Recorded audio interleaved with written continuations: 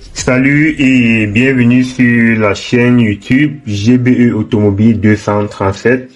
Aujourd'hui, on va parler du schéma électrique du klaxon.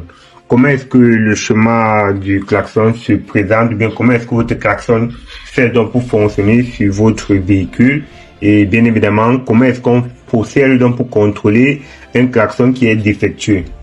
Là, on va d'abord présenter les différents éléments qui sont présents sur notre chemin électrique. Comme d'habitude, là, on sait que c'est notre batterie ici. Et à ce niveau-ci, c'est tout simplement le volant. Donc, ici, c'est le volant. On va représenter cette partie comme étant le volant. Ici, là, c'est notre relais, tout simplement du klaxon.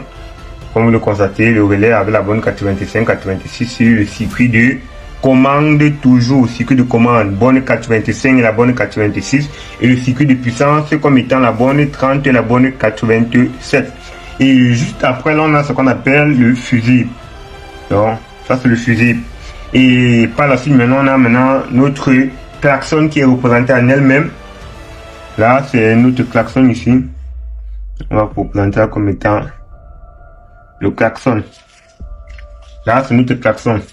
Et là, comme je vous ai habitué déjà, c'est que ici, là, comme vous le constatez, c'est ce qu'on appelle la masse. Lorsque vous voyez déjà une représentation comme ceci, sachez que c'est tout simplement la masse carrosserie. Bon, comment est-ce que le schéma fonctionne pour pouvoir actionner donc notre klaxon que voici afin qu'elle puisse donc retentir pour alerter donc les usagers de la route. Là, on a notre volant tout simplement qui est ici. Lorsqu'on appuie sur notre volant, c'est-à-dire que lorsqu'on compresse le volant tout simplement, il y a donc un contact qui s'établit entre notre volant et cette masse carrosserie ici.